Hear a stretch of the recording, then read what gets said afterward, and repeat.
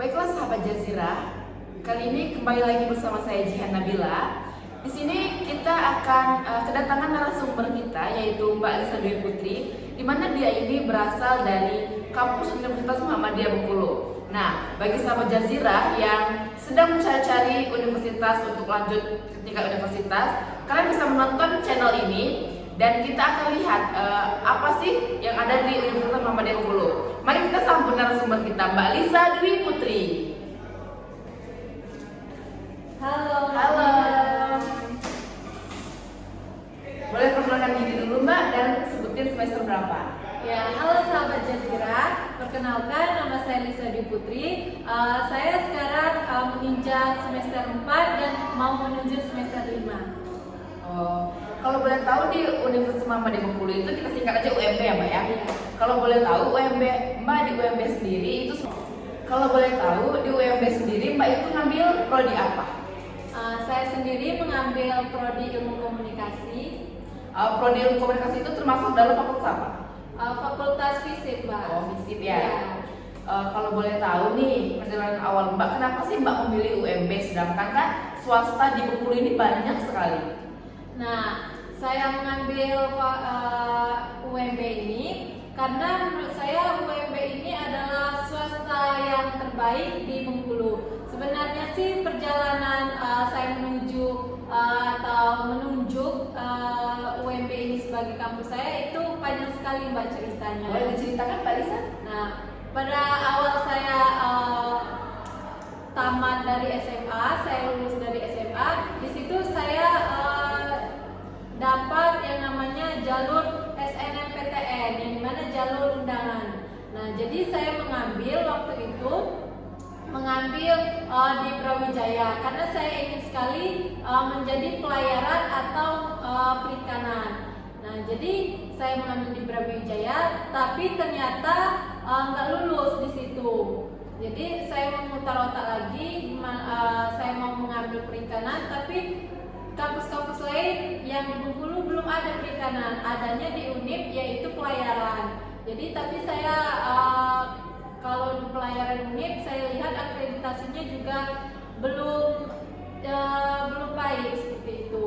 Jadi saya mikir nih, saya mau ngambil keinginan saya, tapi saya tinggalkan yang namanya skill saya seperti itu. Jadi saya pikir ya udahlah saya kuliah menurut skill saya aja. Nah, kebetulan skill saya itu saya sering MC. Saya sering MC di pernikahan atau di acara-acara seperti itu. Jadi karena skill saya di berbicara depan umum, jadi saya mengambil ilmu komunikasi. Nah, di mana ilmu komunikasi itu yang ada di Bengkulu ini cuma ada di UNIP, di DHSN, dan di UMB ini. Jadi saya memutuskan mengambil di UMB ini karena yaitu tadi kampus UMB ini adalah kampus swasta terbaik di Bengkulu seperti itu. Nah, jadi saya mengambil linjur waktu itu karena saya dulu kan lulusan SMA.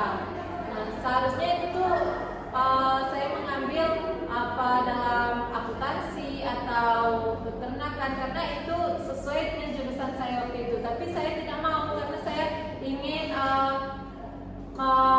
mengasah skill saya seperti itu, Mbak.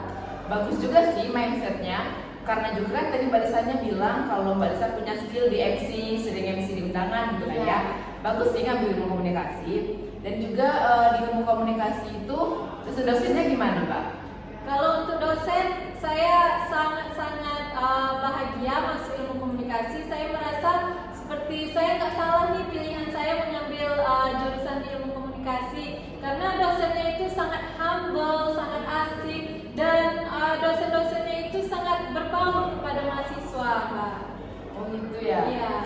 Tadi juga saya lupa nanyain itu prodi sama fakultas yang ada di Universitas Muhammadiyah Bengkulu ini ada berapa sih Mbak? Kalau fakultas yang ada di UMB ini ada 8 fakultas dan 23 prodi, ada 1 profesi dan ada 4 program studi S2. Wow, sudah banyak ya, Iya.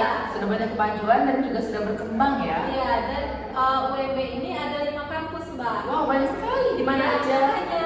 Yang pertama itu ada di Kampung Bali, kampus 1, dan kampus 2 itu ada di Panorama, dan kampus 3 ada di Simpang 5, kampus 4 yang kita sekarang ini, dan kampus 5 ada di Sukarami. Oh gitu ya.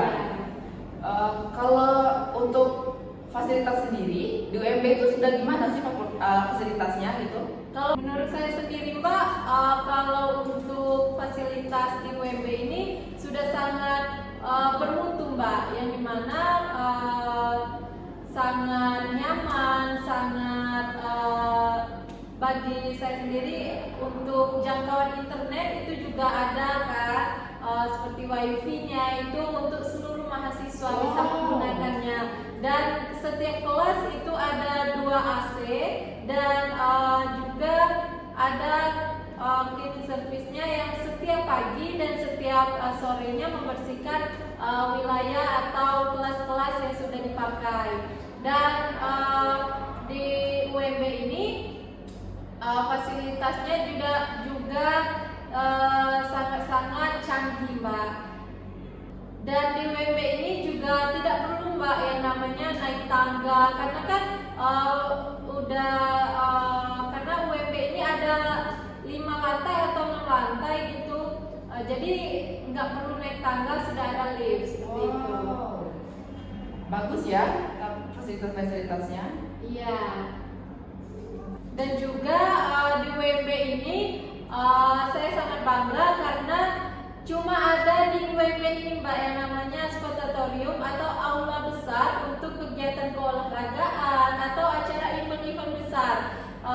Waktu itu ada juga kami UMB ini sportatoriumnya dipakai untuk konser Mbak. Jadi itu adalah suatu kebanggaan bagi kami mahasiswa UMB ini, dan yang saya banggakan juga karena anak-anak ilmu komunikasi ini terlibat di dalam anggota event konser itu.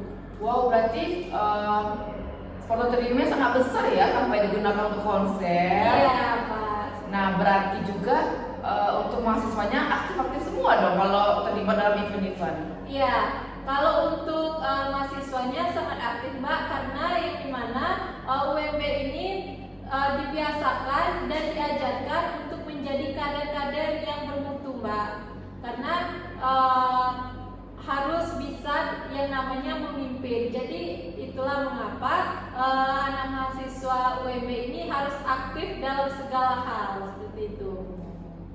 Kalau boleh tahu di UMB sendiri, kalau misalnya kita udah mau lulus tuh, kita pas sidang, itu harus ada ketentuan nggak, harus ada menghafal atau mengaji atau gimana?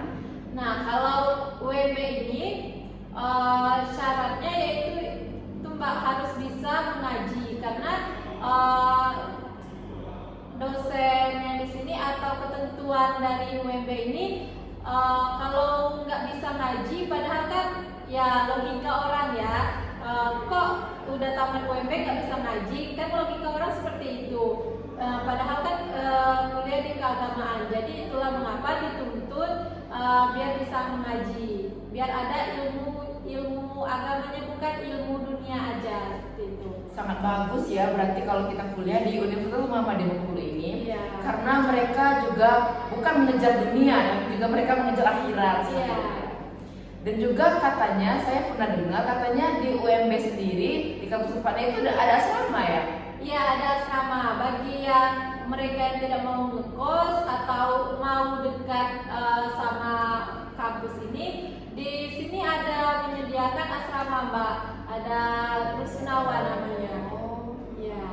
Itu kalau kita mau masuk di asrama itu, kita harus ada ketentuan nggak atau gimana? Kalau untuk ketentuannya sih nggak ada ya Mbak ya. Yang saya tahu cuma untuk ya seperti pesantren bayar asrama seperti itu, cuma itu aja sih. Wow, sangat bagus ya. Iya. Nah, sahabat Jazirah, UMB bisa menjadi salah satu list kalian untuk masuk ke dalam universitas. Buat kalian nih yang baru tamat SMA masih bingung mau masuk ke kampus yang mana, UMB bisa menjadi referensi kalian karena agamanya bagus, prodinya sudah banyak, kemudian juga fakultasnya juga sudah memiliki akreditasi A. Nah, buat kalian jangan pikir-pikir lagi UMP solusinya. Nah, Mbak Lisa, terima kasih ya sudah memberikan referensi tentang kampus Universitas Muhammadiyah Bengkulu hari ini. Kita akan ketemu lagi kapan-kapan lagi. Terima kasih. Sampai jumpa.